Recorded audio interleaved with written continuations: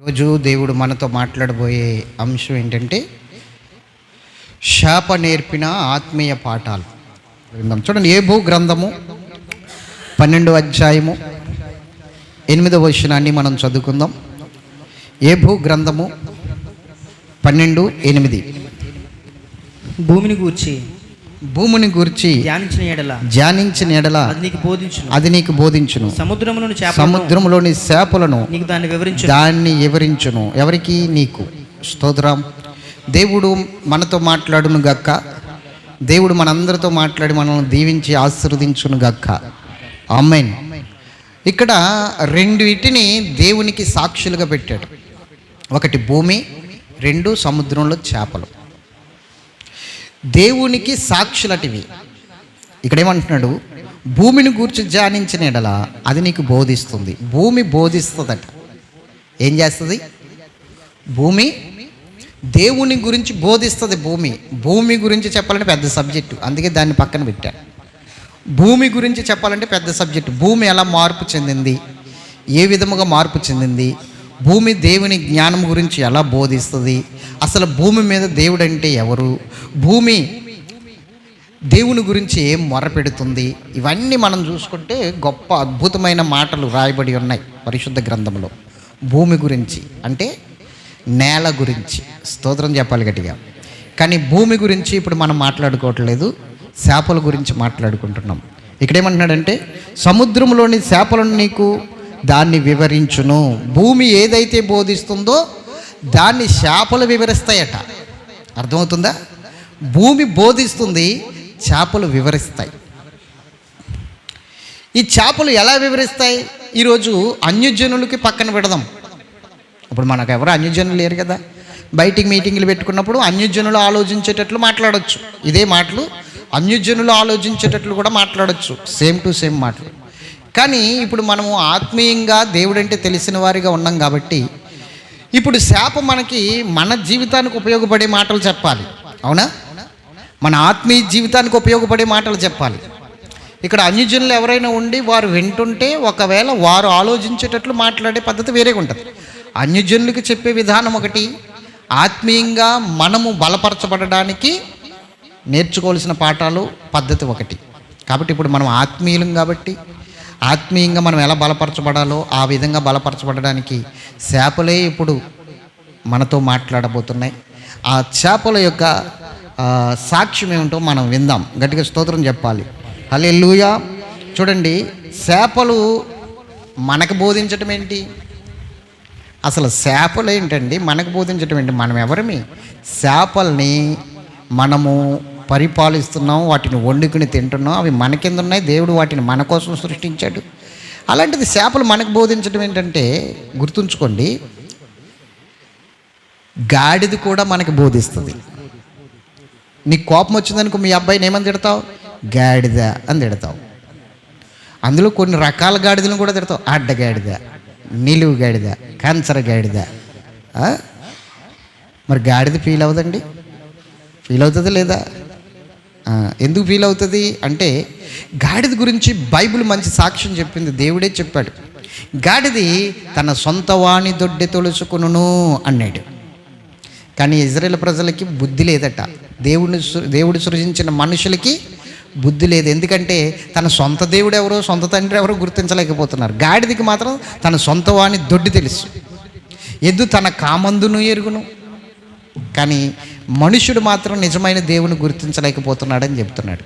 మరి గాడిదకి మంచి సాక్ష్యం ఉంది, ఎద్దుకి మంచి సాక్ష్యం ఉంది, చేపలకి మంచి సాక్ష్యం ఉంది, భూమికి మంచి సాక్ష్యం ఉంది. మానవుడికే సాక్ష్యం లేదు. ఉందా? చెప్పండి. మానవుడికి సాక్ష్యం లేదు. అందుకని ఏదైనా చెప్పతగును. గుర్తుంచుకోండి, పెద్దవాడు తప్పు చేస్తే చిన్నవాడు చెప్పతగును. నాకన్నా చిన్నవాడివి, నా అనుభవం అంత లేదు, నీ వయసు, నాకు చెప్తావా అంటే కుదరదు. అక్కడ పెద్దవాడు తప్పు చేస్తే చిన్నవాడు జ్ఞాని అయితే చెప్తాడు. యోబు తాను దృష్టికి తాను నీతిమంతుడిగా ఉన్నప్పుడు ఎలీహు అనే కుమారుడు ఉన్నాడు. చిన్న కుమారుడు, చిన్న వయసు. వృద్ధులే మాట్లాడతారు, వృద్ధులకే జ్ఞానం తెలుసు అనుకున్నాను, కానీ దేవుని ఆత్మ నాలో ఉండి మాట్లాడుతున్నాడు, వినండి అన్నాడు ఎలీహు అనే వ్యక్తి. 32వ అధ్యాయం యోబు గ్రంథం తీసుకుని చదువుకుని ఇంటికి వెళ్ళిన తర్వాత అక్కడ మీకు బాగా అర్థమవుతుంది. చిన్న కుర్రోడు ఏబు ఫ్రెండ్స్కి అందరికీ కూడా జ్ఞానం నేర్పాడు. కాబట్టి మనము చేపలేంటి మనకు బోధించడం ఏంటంటే అసలు మనల్ని చేపలుగా కూడా పోల్చాడు తెలుసా. మనమే చేపలు అన్నాడు ఒక రీతిలో చెప్పుకోవాలంటే. చూడండి హబక్కూకు గ్రంథము 1:14 చూడండి. మనం దేనితో పోల్చబడ్డామో చూద్దాం. హబక్కూకు గ్రంథము 1:14. ఏలిక లేని చేపలతోనూ ప్రాకు పురుగులతోనూ నీవు నరులను సమానులుగా చేసితివి. అది ఇప్పుడు చెప్పండి. ఏలిక లేని చేపలతోనూ నేలను ప్రాకు పురుగులతోనూ నరులను సమానము చేసి ఉన్నావు అన్నాడు ఇక్కడ. నరులను సమానం చేసేట చేపలతోని పురుగులతోని. కాబట్టి ఇప్పుడు పురుగులతో అక్కర్లేదు. చేపతో మాట్లాడుతుంది కదా, చేపకి బోధిస్తుంది కదా. కాబట్టి ఇప్పుడు మనం కొంచెంసేపు చేపలం అనుకోండి, చేప మనకు బోధిస్తుంది అనుకోండి. మనకన్నా కొంచెం పెద్ద చేప, మనకన్నా కొంచెం జ్ఞానం ఉన్న చేప, మనకున్నా కొంచెం బుద్ధి ఉన్న చేప, బుద్ధి లేని చేపలమైన మనతో మాట్లాడుతుంది అనుకుందాం. మనము చేపలతో పోల్చబడ్డాం కదా, అవునా కదా. మంచిది. దేవుని బిడ్డలారా జాగ్రత్తగా విందాం దేవుని వాక్యాన్ని. ఇప్పుడు చేపల గురించి మనం మాట్లాడుకుంటున్నాం. చేపలు మనకు బోధిస్తున్నాయి ఏమిటి అంటే చూడండి, మొట్టమొదటిగా చేపల్లో మనం నేర్చుకోబోయే పాఠం ఏమిటి అంటే 4-5 పాఠాలు చూపిస్తానని చెప్పాను. 4-5 నాకే నికరం లేదు.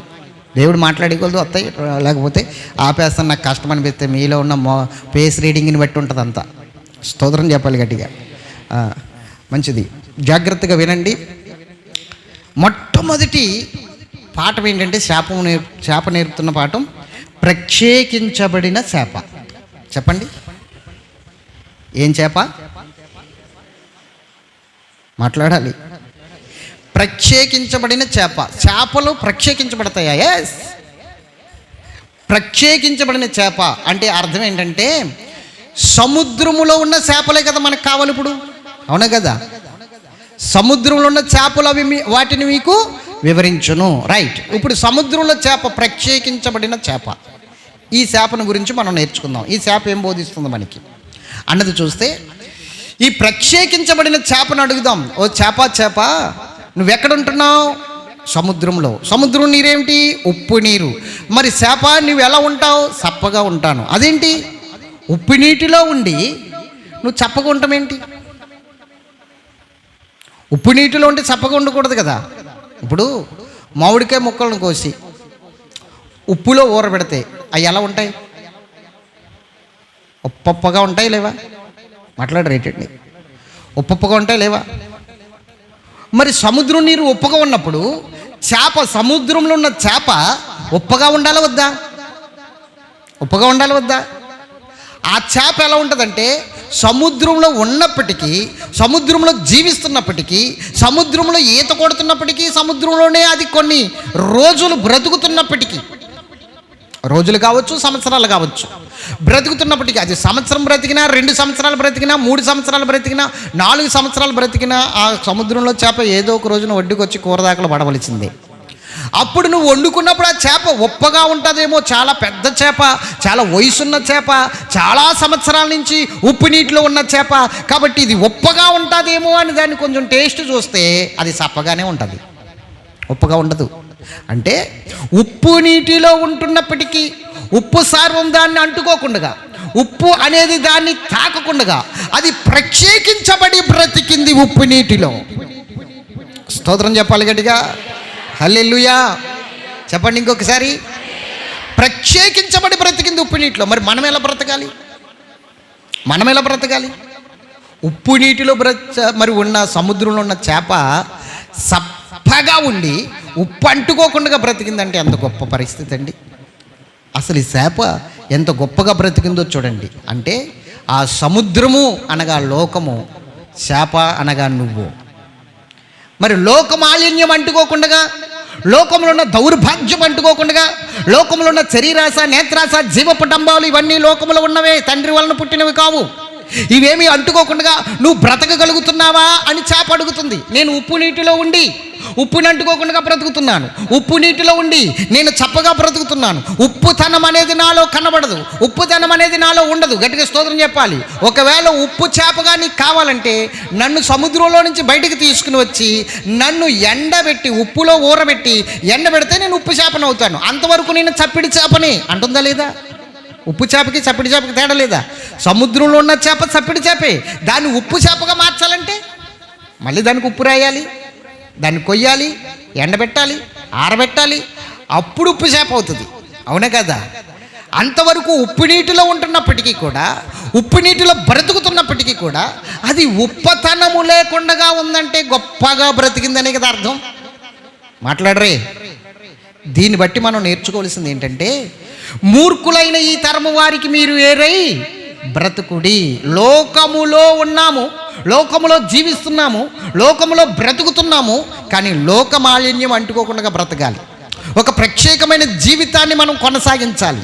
యేసుక్రీస్తు ప్రభువులో మనం ఎప్పుడైతే రక్షణ పొందామో, యేసుక్రీస్తు ప్రభువులో మనం ఎప్పుడైతే మారు మనసు పొంది పాపక్షమాపణ పొందామో, మనకంటూ ఒక ప్రత్యేకమైన నిబంధన ఉంది. ఆ నిబంధన జనులుగా మనం కొనసాగాలి. అప్పుడు మనకి నిబంధన జనులుగా ఒక నామం పెట్టబడుతుంది, ఒక నామకార్థము మనకి చేయబడుతుంది. నిబంధన జనులు అంటే లోకంలో ఉన్న వారికి నిబంధనలు లేవు. లోకంలో ఉన్నవారు ఇష్టానుసారంగా బ్రతకొచ్చు, లోకంలో ఉన్నవారు ఇష్టానుసారంగా మాట్లాడవచ్చు, లోకంలో ఉన్నవారు ఇష్టానుసారంగా జీవించవచ్చు. కానీ దేవుని బిడ్డగా ఉన్న నీవు, నీకంటూ ఒక నిబంధన ఉంది. నిబంధన జనుడుగా, నిబంధన జనులుగా మనం మాట్లాడాలి, నడవాలి, బ్రతకాలి. స్తోత్రం చెప్పాలి గట్టిగా చెప్పండి. మనకు ఒక నిబంధన ఉంది అనండి. ఏమిటా నిబంధన? క్రొత్త నిబంధన. దేవుడు మనతో ఒక నిబంధన చేశాడు, మనము కూడా దేవుడితో ఒక నిబంధన చేశాం. ఏమి నిబంధన చేశాం? యేసుక్రీస్తుని ప్రభువుగా అంగీకరించాము అని నిబంధన చేశాం, యేసుక్రీస్తుని హృదయంలో ప్రతిష్ఠించామని నిబంధన చేశాం, యేసుక్రీస్తు కొరకు ప్రాణమిస్తామని నిబంధన చేశాం, లోకంలో ఉన్న వాటిని విడిచిపెట్టి దేవుని కోసం బ్రతుకుతామని నిబంధన చేశాం. అవునా కదా? ప్రతిరోజు దేవుణ్ణి ఆరాధిస్తామని నిబంధన చేశాం, ప్రతి విషయంలో కూడా పాపాలని విడిచిపెడతామని నిబంధన చేశాం, ఇంకా పాపం చెయ్యమని నిబంధన చేశాం. మరి నిబంధన చేసిన మనం నిబంధన జనులం కాదా? నిబంధన తొలగిన జనులుగా కాదు, నిబంధన జనులుగా ఉండాలి.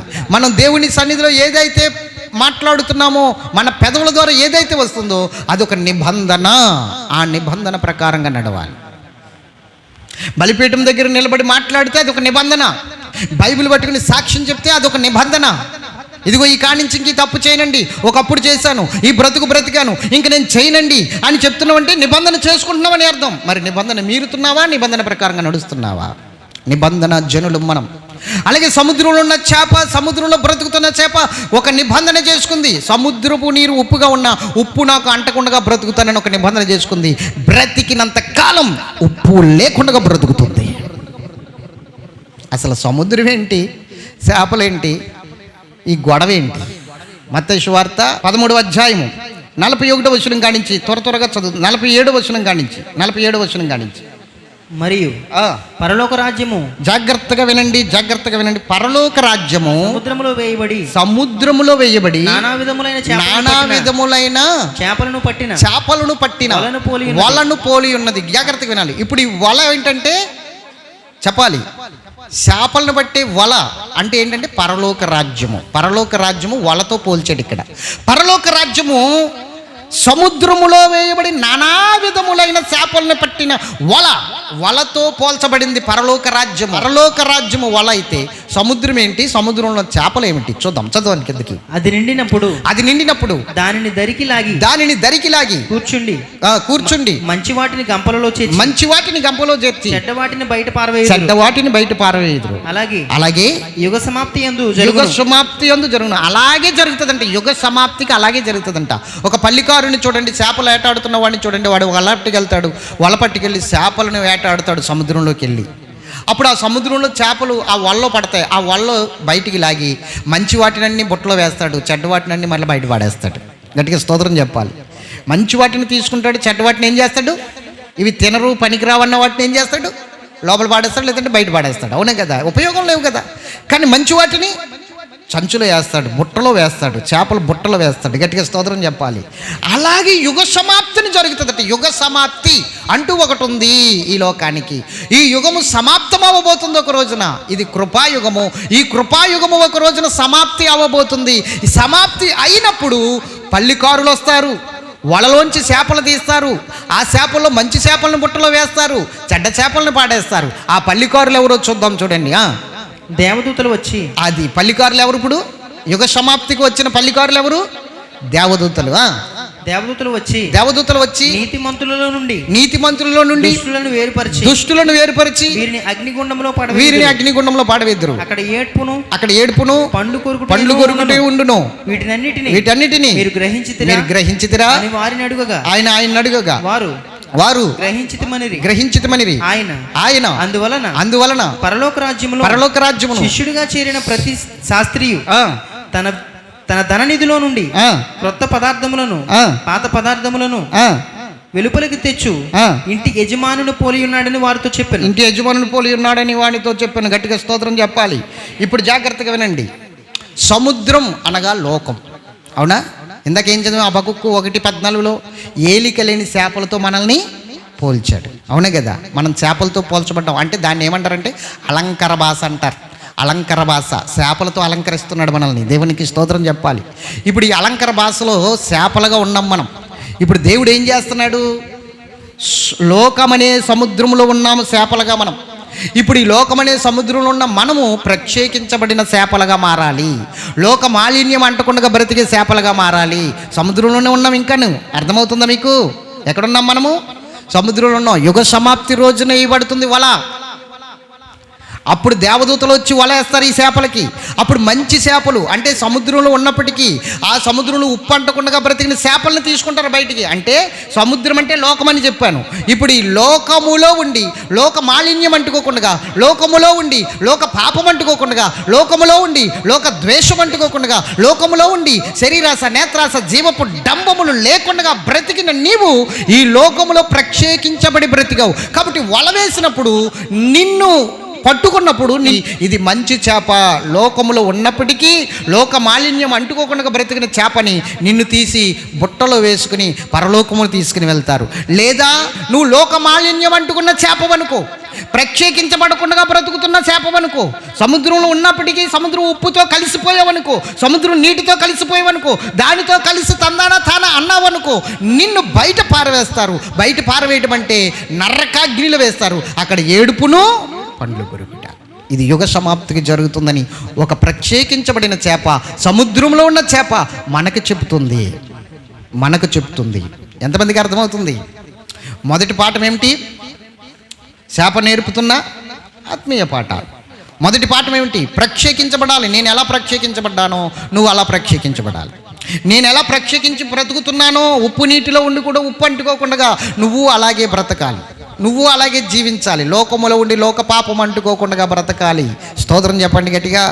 అందుకే మూర్ఖులైన తరము వారికి వేరై నేడే రక్షణ పొందుడి. మనము ఈ లోకములో ఉన్నప్పటికీ లోకం మంది కాదు, మితముగా అనుభవించాలి లోకాన్ని.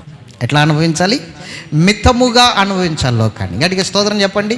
ఇది ప్రత్యేకించబడిన జీవితానికి సాదృశ్యం. అన్యుడిగా జీవించినట్లుగా దేవుని రక్షణ పొందుకున్నా కూడా జీవిస్తే ఇంకేంటండి? ఆ జీవితానికి ఈ జీవితానికి మార్పు ఉండాలి వద్దా? ఆ బ్రతుకి మార్పు ఉండాలి వద్దా? ఆ బ్రతుకు ఈ బ్రతుకు తేడా కనబడాలా వద్దా? అన్యుడిగా ఉన్నప్పుడే నువ్వు ఇప్పుడు ఉన్నట్టే. అన్యుడిగా జీవించినప్పుడు ఆచారాలు చూసావు, ఇప్పుడు ఆచారాలు చూస్తే ఎలా కుదురుతుంది? అన్యుడిగా ఉన్నప్పుడు ఎదురులు చూసావు, ఇప్పుడు ఎదురులు చూస్తే ఎలా కుదురుతుంది? అన్యుడిగా ఉన్నప్పుడు ముహూర్తాలు చూసావు, ఇప్పుడు ముహూర్తాలు చూస్తే ఎలా కుదురుతుంది? ఎందుకంటే దేవుడు మన పక్షముగా ఉండగా మనకి విరోధి ఎవడు? మనకి చెడు ఎక్కడుందండి? అంతే మంచే. కానీ దేవుడు మనతో ఉంటే మంచే, కానీ చెడు ఎక్కడుంది? దేవుడు మనతో ఉంటే అంత గొప్ప విషయాలు, కానీ చెడు ఎక్కడుంది? ఆలోచించండి. దేవుడు మనతో ఉంటే చిన్న రాడు చాలు శత్రువుని జయించడానికి. ఏం చేశాడు దావీదు? ఒక్క రాడు అట్టుకెళ్ళాడు. ఆడు పెద్ద కత్తి అట్టుకుని ఎదురు చూస్తున్నాడు. రారా అంటున్నాడు.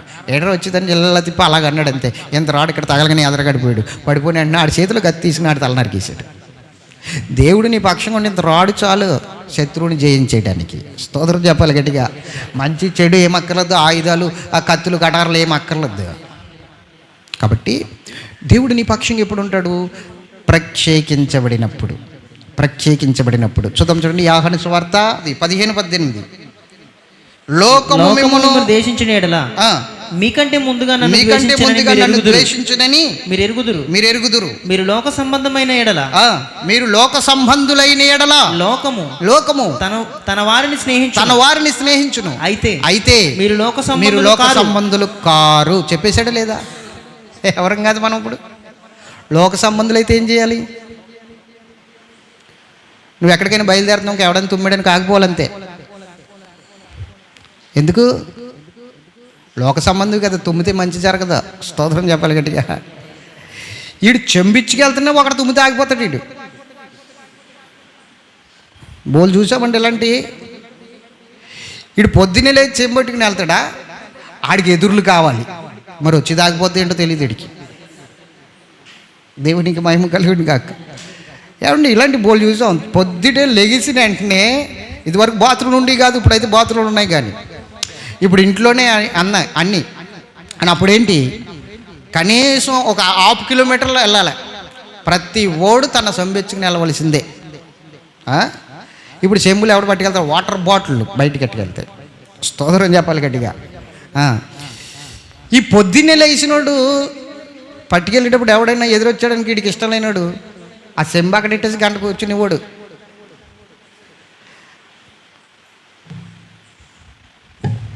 మరి ఏమైపోయేదో. దేవునికి మహిమ కలుగును గాక. కడుపు నొప్పి అండి, ఏంటి అట్లా చెప్తారా? కడుపు నొప్పి. దేవునికి మహిమ కలుగును గాక. ఇది లోక సంబంధులు చేసే పని, అవునే కదా? మా నాన్నగారు ఉండేవారు, పొగ కొట్టు ఉండేది మా నాన్నగారికి. పొద్దున్నే పొగ కొట్టుకి వెళ్ళడానికి ఇంత కట్ట భుజం మీద ఎట్టుకునేవారు. మా అమ్మని ఎదురు రమ్మనివారు. మా అమ్మ లేకపోతే నన్ను, లేకపోతే మా అక్కేని ఎదురు రమ్మనివారు. ఎదురెళ్ళేవాళ్ళు. ఎదురెళ్తే ఎవరు రావట్లేదని చెప్పేసి మేము వచ్చేసేవాళ్ళం. మా నాన్నగారు వెళ్ళేవారు, మేము వచ్చేసి దేవుడికి దానం పెట్టుకునేవాళ్ళం. మా నాన్నగారు మళ్ళీ మా వెనకాల వచ్చేసేవాడు. దరిద్రుడు అని తిట్టుకుంటా. ఇదేంట్రా బాబా, ఎదురొచ్చాను కదా దరిద్రుడు అంటున్నాడు ఏంటి అనుకునేవాడు. ఇంతకీ ఒక 4 అడుగులు వేసేటప్పటికి ఎవడో సైకిల్ మీదో లేకపోతే ఎవడు ఇంకొకడు వచ్చాడనుకో వచ్చేసేవాడు వెనక్కి. మరి నన్ను ఎదురు రమ్మన్నాడు కదా, మా అమ్మని ఎదురు రమ్మన్నాడు కదా, మా అక్కని ఎదురు రమ్మన్నాడు కదా. స్తోత్రం చెప్పాలి. మళ్ళీ వీళ్ళకో సెంటిమెంటు. వీళ్ళంటే 7 అడుగులు వేసేదాకా ఎదురు సెంటిమెంట్ ఉంటుందట. 7 అడుగులు వేస్తే ఇంక సెంటిమెంట్ ఉంటుందట. వీళ్ళు 4 అడుగులు 5 అడుగులు వేసేటప్పటికి వచ్చేసేవాడేమో, వెనక్కి వచ్చేసేవాడు. మళ్ళీ వచ్చేసి గ్లాసు నీళ్ళు తాగి కాసేపు కూర్చుని అరే మళ్ళీ ఎదురారా అని కూడా. పోనీ ఎదురు వచ్చినప్పుడల్లా ఏమన్నా రూపాయి 2 రూపాయలు ఎత్తే వెళ్తాం. ఎత్తారా ఏంటి? ఇచ్చేవారు కాదు. డబ్బులు అప్పుడు 10,000 అడిగితే పోక్కడుతుంది, దెబ్బలాడిపోయి మాకు. స్తోత్రం చెప్పాలి గట్టిగా. అది కథ. లోక సంబంధులు ఎట్లా జీవిస్తారు? లోక సంబంధులు కాదు మనమని ఖచ్చితంగా దేవుడు చెప్పేశాడు. లోక సంబంధులము కాము మనం. మీరు లోక సంబంధులైన ఎడల లోకము తన వారిని స్నేహిస్తుంది. మీరు లోక సంబంధులు కారు కదా, కాబట్టి ద్వేషిస్తుంది. మీరు ద్వేషించబడుతున్నారా, ప్రేమించబడుతున్నారా లోకస్తుల చేత? ఏమోనండి, మొన్నటిదాకా చాలా బాగుండేదండి, ఇప్పుడు ఉన్నట్టుండి మానేసిందండి. ఏమోనండి తెలియదండి, మాట్లాడడం మానేసిందండి, ఇంటికి రావడం మానేసిందండి. ఫోన్లేండి, అవన్నీ పక్కన పెట్టండి. మొన్న వాళ్ళ అమ్మాయి పురుడికి తీసుకొచ్చారండి, సారి పట్టుకొచ్చారండి, అందరికీ పెట్టిందండి, మా ఇంటికి మాత్రం రాలేదండి. ఏంటి మిఠాయి ఉండా? ఎందుకు బాధ? నీకు అక్కడ అర్థమయ్యేది ఏంటి తెలుసా? ప్రత్యేకించబడ్డాను అని అర్థం కావాలి నీకు. దేవునికి మహిమ కలుగును గాక. నేను ప్రత్యేకించబడ్డాను, నన్ను ప్రత్యేకించాడు దేవుడు, అందుకని వీరు నన్ను ద్వేషిస్తున్నారు అని అర్థం కావాలి. అప్పుడు ఏం చేయాలి? సంతోషించాలి. ఏం చేయాలి తల్లి? ఏం చేయాలి? అక్కడ ఏం చెప్తున్నాడు? మీరు లోక సంబంధులు కారు. ఆ మాట చూడండి మరలా. మీరు లోక సంబంధులైన ఎడల లోకము తన వారిని స్నేహించును. అయితే మీరు లోక సంబంధులు కారు. నేను మిమ్మల్ని లోకములో నుండి ఏర్పరచుతిని, అందుచేతనే లోకం మిమ్మల్ని ద్వేషించుచున్నది. స్తోత్రం చెప్పాలి. ఇప్పుడు ఏం చేశాడు? లోకములో నుండి ఏం చేశాడు మనల్ని?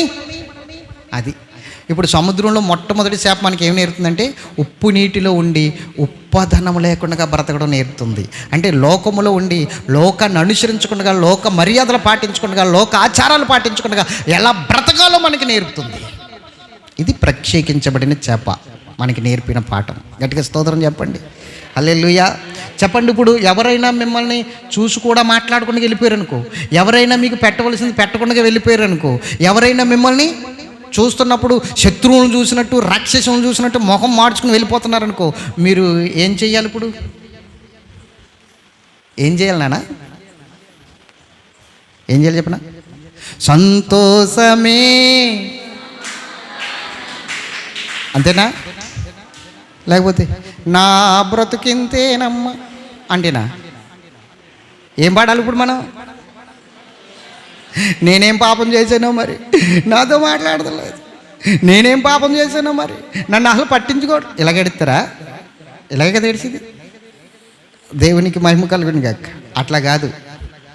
నిన్నెవరైనా పట్టించుకోలేదనుకో, నిన్నెవ్వరూ మాట్లాడతలేదనుకో, అప్పుడు నువ్వు చేయవలసిన పని కూడా ప్రభువు చెప్పేశాడు. ఏం చెప్పాడు తెలుసా? మత్తయి 5:11. మత్తయి 5:11 ఏం చెప్పాడు చూద్దాం. నా నిమిత్తము జనులు మిమ్మల్ని నిందించి, అది కథ.